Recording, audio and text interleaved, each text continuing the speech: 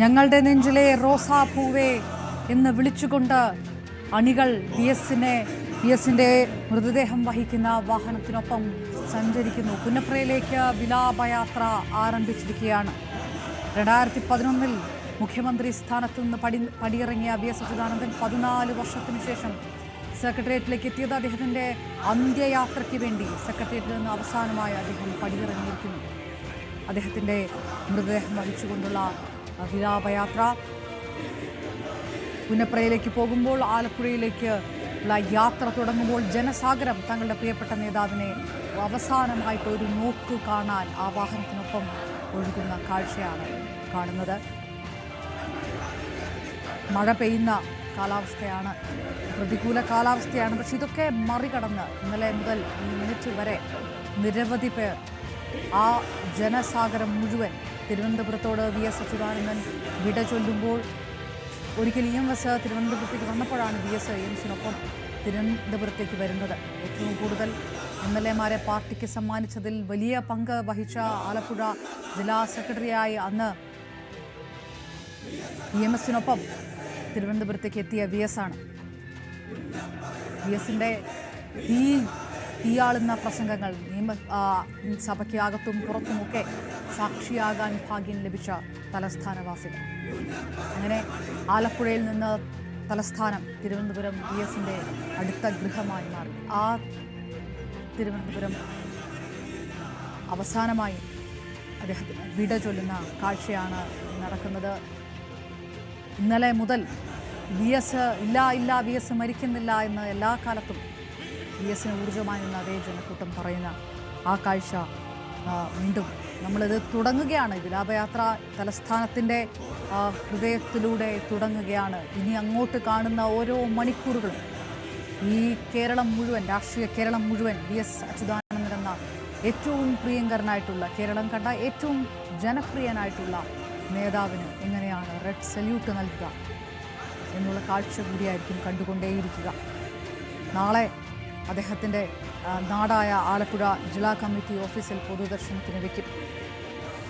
കർഷക തൊഴിലാളികളുടെ അവകാശങ്ങൾക്ക് വേണ്ടി ആലപ്പുഴയിലെ സമരരംഗത്തേക്ക് 16 വയസ്സിലിറങ്ങിയ വി എസ് അച്യുതാനന്ദൻ 102-ാം വയസ്സ് തികയുന്നതിന് 2 മാസങ്ങൾക്ക് മുൻപ് അദ്ദേഹം തിരിച്ചെത്തുകയാണ് ആലപ്പുഴയിലേക്ക്. പുന്നപ്രയുടെ മുത്ത് മടങ്ങിപ്പോവുകയില്ല എന്ന് പറഞ്ഞുകൊണ്ട് ജനങ്ങൾ അദ്ദേഹത്തിനൊപ്പം ഒഴുകുകയാണ്.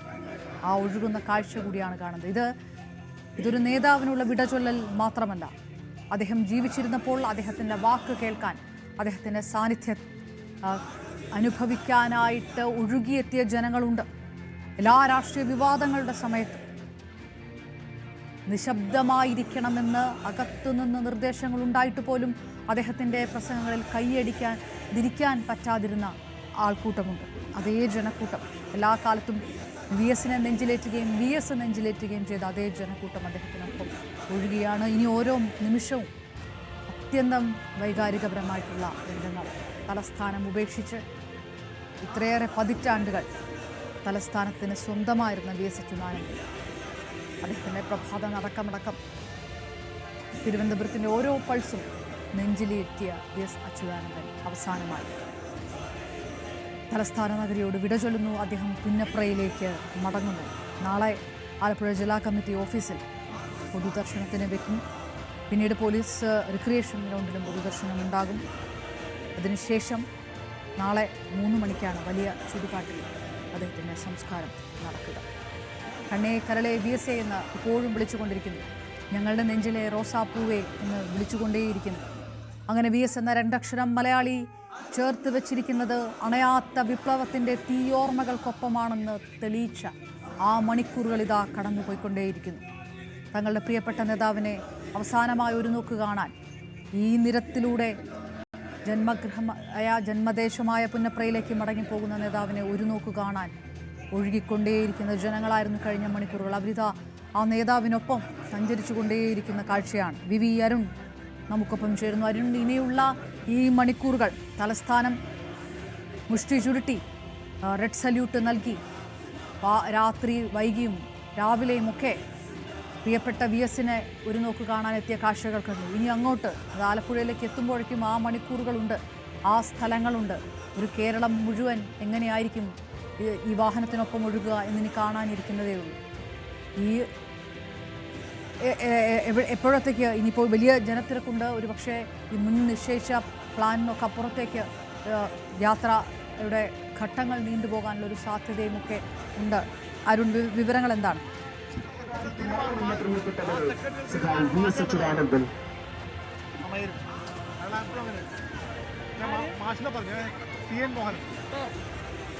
മുഖ്യമന്ത്രി ഇരുന്ന സെക്രട്ടറി തീരുമാനമാണ് ഈ ഒരു ക്രമം. കണ്ണൂർ VS ഞങ്ങളുടെ ചന്ദിന റോസാപ്പൂവ് എന്ന് വിളിച്ചുകൊണ്ട് ഒതുക്കിയെത്തിയ ജനസാഗരങ്ങൾ നൽകിയ അന്ത്യാഭിവാദ്യങ്ങൾ ഏറ്റുവാങ്ങിക്കൊണ്ട് VS അച്യുതാനന്ദന്റെ മൃതശരീരം KSRTCയുടെ പ്രത്യേക ബസ്സിലാണ് തിരുവനന്തപുരത്ത് നിന്ന് ആലപ്പുഴയിലേക്ക് അദ്ദേഹത്തിൻ്റെ കൊണ്ടുപോകുന്നത്. പൊതുജനങ്ങൾക്ക് കാണാനും അകത്ത് കയറി ആദരാഞ്ജലികളൊക്കെ അർപ്പിക്കാൻ സൗകര്യമൊരുക്കുന്ന തരത്തിലുള്ള ഒരു ബസ്സിൻ്റെ ഒരു സജ്ജീകരണം കൂടിയാണ്. VSന്റെ വിവിധ ചിത്രങ്ങൾ ഉൾപ്പെടുത്തിയിട്ടുള്ള പുഷ്പങ്ങൾ അലങ്കരിച്ചുകൊണ്ടുള്ള ബസ് യാത്ര പുറപ്പെടുകയാണ്. പട്ടം, പാളയം വഴി പട്ടം, ശ്രീകാര്യം വഴി തലസ്ഥാനത്തിൻ്റെ പ്രധാന നിരത്തുകളിലൂടെ എത്രയോ തവണ VS സഞ്ചരിച്ചിട്ടുള്ള വഴികളാണ്. എത്രയോ ആൾ തിരക്ക് കൂടിയ ജനക്കൂട്ടം നിറഞ്ഞ വേദികളിൽ VS എത്തുകയും VSന്റെ ആ വരവിന് കൈയടിച്ചിട്ടുള്ള അതേ വീഥികളാണ്. ആ വീഥികളിൽ ഒരുപക്ഷെ അതിനേക്കാളും വലിയ ജനക്കൂട്ടം ആർത്തിരഞ്ഞു നിൽക്കുകയാണ്. വൈകാരികമായിട്ട് പ്രതികരിക്കുന്നു എല്ലാവരും. ദൂരസ്ഥലങ്ങളിൽ നിന്ന് അദ്ദേഹത്തെ കാണാനായി, അവസാനമായി കാണാനായി ഓടിയെത്തിയവരൊക്കെ ഉണ്ട്. പല സമയങ്ങളിലും മാധ്യമങ്ങളോടൊക്കെ അവർ സംസാരിക്കുന്നുണ്ടായിരുന്നു. കൊല്ലം വഴിയാണ് ആലപ്പുഴയിലേക്ക്, ദേശീയപാതയിലൂടെയാണ് അദ്ദേഹത്തിൻ്റെ മൃതദേഹം വിലാപയാത്രയായി കൊണ്ടുപോകുക. വിവിധ സ്ഥലങ്ങളിൽ പൊതുദർശനമുണ്ട്. വിവിധ തൊഴിലാളി സംഘടനകളുടെ പ്രശ്നങ്ങളിൽ മുന്നിട്ട് നിന്ന് നയിച്ച നേതാവ്, അശരണരുടെയും ആലംബരുടെയൊക്കെ പ്രശ്നങ്ങൾക്ക് നേരിട്ട് ഇടപെടാൻ മടിയില്ലാതിരുന്ന നേതാവ്, കേരളീയ ജീവിതത്തിൻ്റെ സമൂഹത്തിൻ്റെ വിവിധ മേഖലകളിലുള്ള അദ്ദേഹത്തിന് അന്ത്യാഭിവാദ്യം അർപ്പിക്കാൻ നിൽക്കുമ്പോൾ വിവിധ സ്ഥലങ്ങളിലുള്ള പൊതുദർശനങ്ങൾ കഴിഞ്ഞ ശേഷമാണ് പുന്നപ്രയിലേക്ക് പൊതുഗതാഗതം എത്തുക. ഇന്ന് രാത്രി 9 മണിയോടുകൂടി പുന്നപ്ര വേലിക്കകത്ത് വീട്ടിലെത്തിക്കാൻ കഴിയുമെന്നുള്ളൊരു പ്രതീക്ഷയാണ്. പക്ഷേ നമുക്കറിയാം, ഒരല്പം മുന്നോട്ട് വാഹനത്തിന് കടക്കണമെന്നുണ്ടെങ്കിൽ പോലും ഈ വലിയ ജനസാഗരത്തെ മറികടന്ന് കൊണ്ടുപോകുക ഏത് തരത്തിലാണ് എന്നുകൂടി അറിയണം. നാളെ രാവിലെ 9 മണിക്കുള്ള പൊതുദർശനം തുടങ്ങിയ ശേഷം വൈകുന്നേരം 3 മണിക്ക് സംസ്കാര ചടങ്ങുകൾ നടക്കുകയും ചെയ്യും.